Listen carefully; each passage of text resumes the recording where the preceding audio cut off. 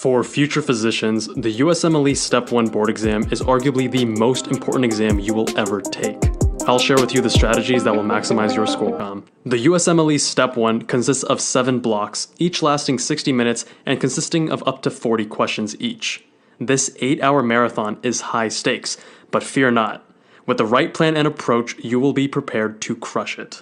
This video primarily focuses on the dedicated study period, which generally varies between 4 and 8 weeks.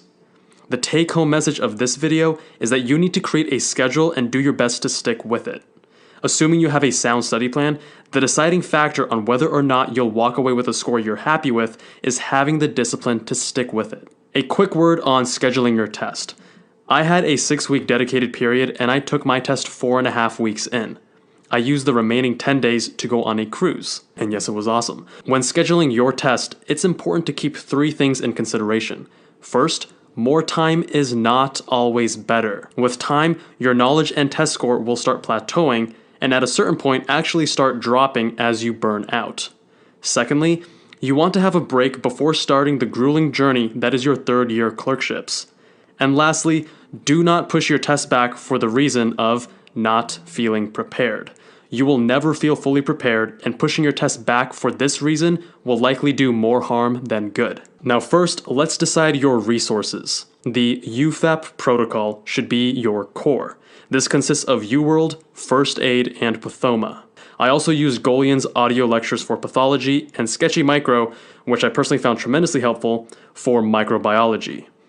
If you are a visual learner like me, I highly recommend it. Now, pick your resources carefully. You do not want to have too many resources during your dedicated study period. You will quickly get overwhelmed and not be able to get through all of them. NBME practice exams come into use as well, but they are not primary study resources. Onto the schedule. Creating a plan of attack for yourself is key.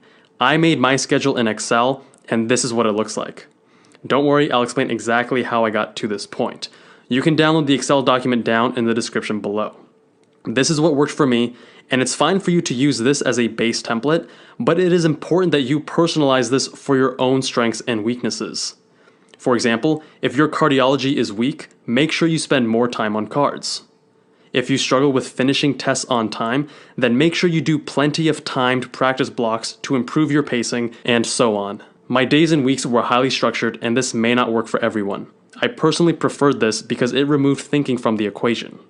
Everything was laid out and I just had to follow it to achieve a killer Step 1 score. The first step in creating the study plan was laying out my daily schedule. Each day, studying was divided into 3 4-hour blocks of morning, afternoon, and evening. I took 5 to 10 minute breaks once per hour during each of these sessions. I woke up every day at 6 a.m. as this was the time I would wake up on test day. At 7 a.m., I walked to school and listened to the Golian audio lectures at usually 1.5 to 1.7x speed. The morning study block started at 7:30, which was always a UWorld block of 46 questions. I would then review the block thoroughly until 11:30. Lunch was 11:30 until 12, and 12 p.m. marked the beginning of the afternoon study block. This block ended at 4 p.m., and I got a quick 30 to 45 minute workout up until 5 p.m. I did evening blocks starting at 5 p.m. from home, but they were broken up with dinner as my mental endurance was waning later on in the day.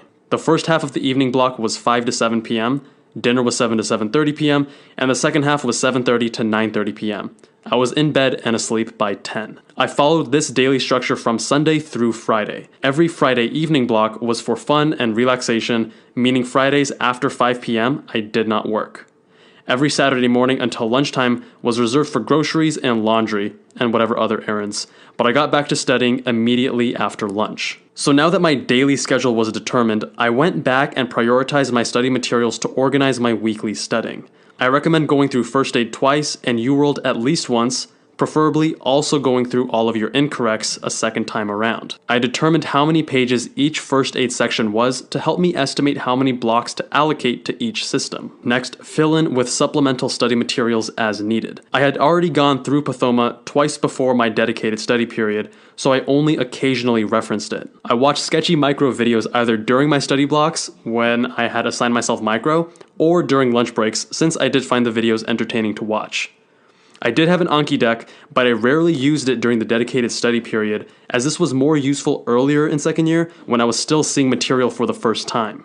I felt the application of that knowledge with UWorld questions and high yield review with first aid was a better use of my limited time. The reason I started my morning blocks with UWorld is because I needed to get used to test taking first thing in the morning, and I also felt like my mind was freshest at this point. I tracked how many questions I completed each day, the percentage correct, and the number of questions remaining. This was important for me because it was really encouraging to see my percentage answered correctly slowly rise over time, as well as the number of questions left unanswered slowly decline over time. At the beginning, I focused my blocks on the systems I was studying. If I was studying microbiology in first aid, then I would do a block of maybe 20 questions on UWorld of just pure micro, and then another block of mixed questions.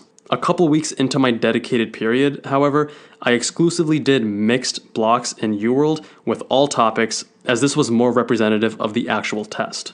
Regarding practice tests, I recommend you take one towards the beginning of your dedicated study period, mostly for self-assessment purposes, and then the rest of them towards the end.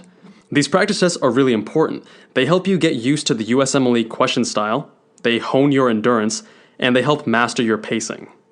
Make sure you take the practice tests mimicking the real environment, which means wearing earplugs, timing yourself closely, and sticking to the time limits on breaks. More on breaks in a little bit. I took my first practice test, which was an NBME test, within the first 2 weeks. I then took 4 additional practice tests in the 2.5 weeks before my test. I do not recommend taking a practice test within the preceding 48 to 72 hours of your actual test, as you do want to be fresh for the real deal. And yes, you should absolutely review your practice tests and see what questions you got wrong. Come test day, relax because you have got this. Be sure to check out the test day strategies video well in advance of your test day and begin practicing those principles now. I would also add that you should go in with a plan of how you will allocate your break time. If you skip the 15-minute tutorial at the beginning, you will get a total of 60 minutes of break time. Some students like to skip their first break and do 2 blocks back to back. I do not recommend this. Your attention span is not limitless. I instead recommend taking a break between every single block, even if that break is short. My break time was organized as 5 minutes, 5 minutes, 10 minutes, 20 minutes, 10 minutes, and 10 minutes. Shorter breaks at the beginning since my mind was less fatigued, 1 longer 20-minute break for lunch, and 10-minute breaks at the end since my mind was more fatigued. I go over how to spend your break time and other test day considerations in my test day strategies video, link in the description below. Now, I cannot guarantee a certain score or outcome, but if you deliberately create a thoughtful schedule and stick to it, you will maximize your score come test day. A word of caution though, you will fall behind, trust me. I had a beautifully laid out, highly ambitious study plan, and within the first 2 weeks, I was already falling behind. But that's okay. Readjust your schedule and keep at it. There is nothing wrong with shifting things around. Be realistic with what you can accomplish during each study block, but also don't beat yourself up if you fail to achieve it. Readjust and keep moving forward. Thank you for watching, and best of luck with your Step 1.